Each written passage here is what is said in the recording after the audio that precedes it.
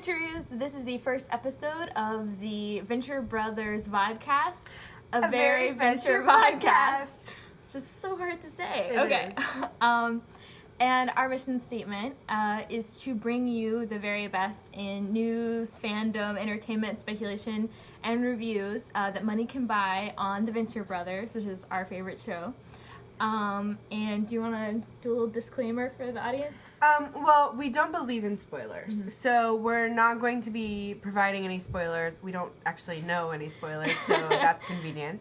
But we are only going to be speculating and discussing stuff, so there's not going to be anything that you can't find through like a Google search or something. There's teasers and out there, and there's like a teaser reel that you've probably already seen for season 4. And we've watched convention videos, we've compiled information. It's kind of an embarrassing amount of time I've spent on Jackson Publick's live journal, but this is kind of like the accumulation of that, and then just like some fun stuff that we're just trying to work out. I'm sure you're trying to work out, so we thought it'd be fun just to make a really geeky fan podcast about it. So yeah, let's just get the loserness out of the way.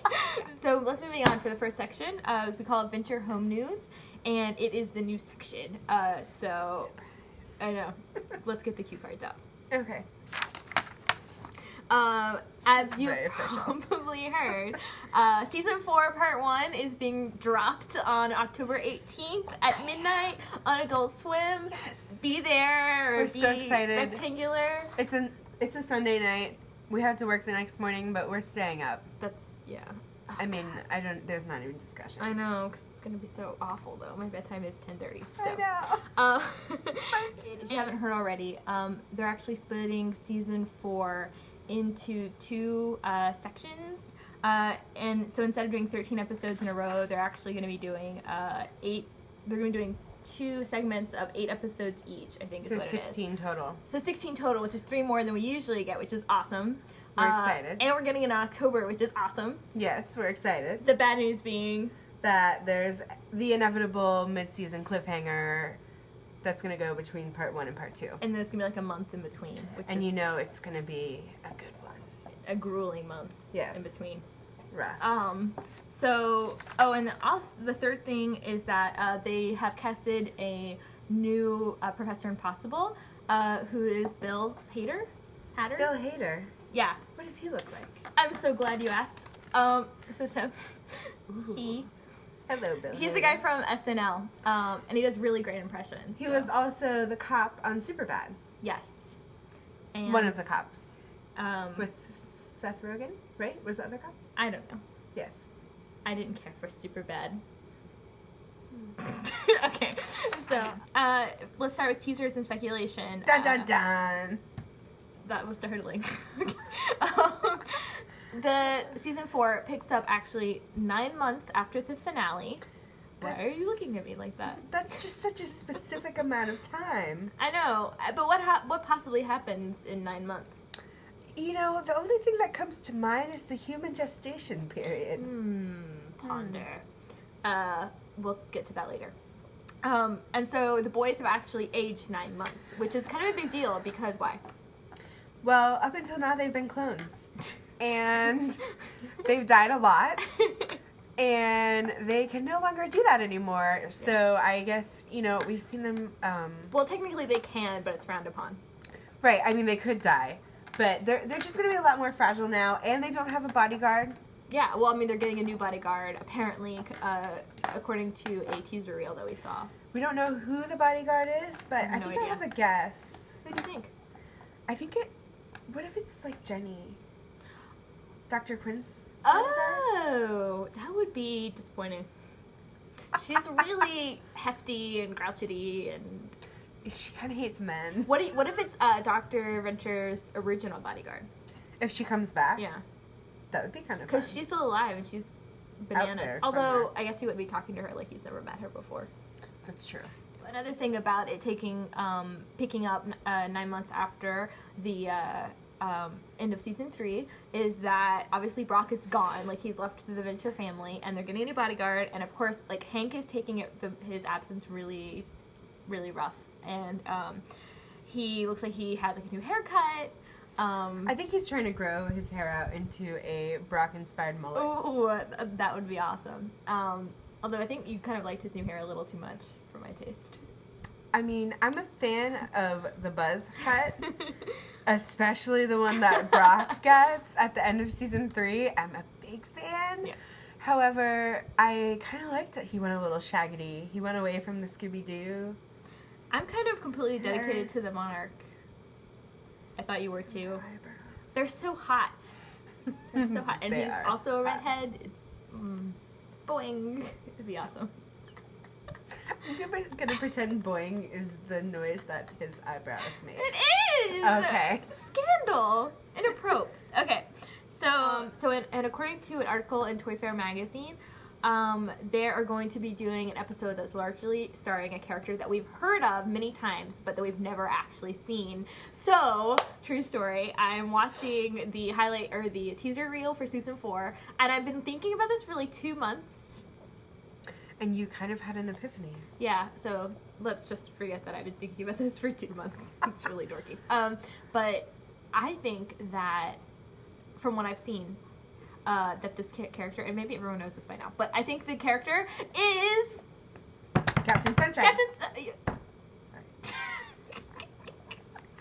I thought that's what that was. I thought you were cueing me to say your news. Yeah. So Captain Sunshine, who, if you don't know, is this other hero that Dr. Ignore me! Yeah, that the Monarch has been, that he has, what is wrong with him? I don't know. That the Monarch. My dog Luigi. Yeah. So the Monarch. He always talks about Captain Sunshine. He always talks about Captain Sunshine. He's when he was in jail and he said, "Bring the charred remains of Boy Wonder to his beloved Captain Sunshine," or some such. ETC. That was the worst impression ever. But bring the charred remains of. I can't even get that high. But so there's this moment where he's like punching the Monarch in the face. So and in the teaser reel, and he is wearing white and like a rainbow, a giant outfit, rainbow, which is like, who else could that be? Yeah, but Captain Sunshine. Although he's hitting the Monarch, which I didn't really like. We actually think there's actually someone else that it could be for realio is and they actually said that it's what Dr. Orpheus was once married to. And they actually said that that's going to happen in season 4. So we're actually going to see Dr. Orpheus's ex-wife, which they've always said ex-wife, but the what is puzzling. they've always referred to her as female, but since they said what Dr. Orpheus was once married to, right? Yeah. My question is, what if she's not human? Like she's a ghost? A poltergeist? Or a corpse? Mm. Necromancer. Necrophiliac necromancer. Hot. Fitting. And then I guess the third teaser. Well, okay, what? sorry. No, go ahead. I was... What? I kind of want to meet Dawn.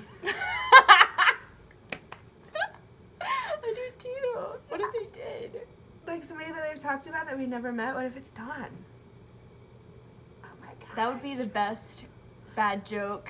Throwback To something they've admitted was a bad joke. Pulling but back. That, yeah. Oh my gosh, I totally want to meet her. That would be amazing. Although that means that Rusty has had sex more than once.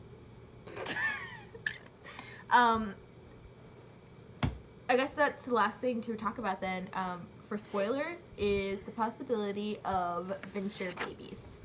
And I would like to bring this up because it has been mentioned a lot in like episode or interviews with the creators and talking about that. They're like kind of joking about it a lot, and they keep like joking about like it's not real, and that they're like they keep kind of blowing it off like it's not really real, and saying things like, well, we'd have to have kids ourselves to be able to write for parents and stuff like that, which is bull.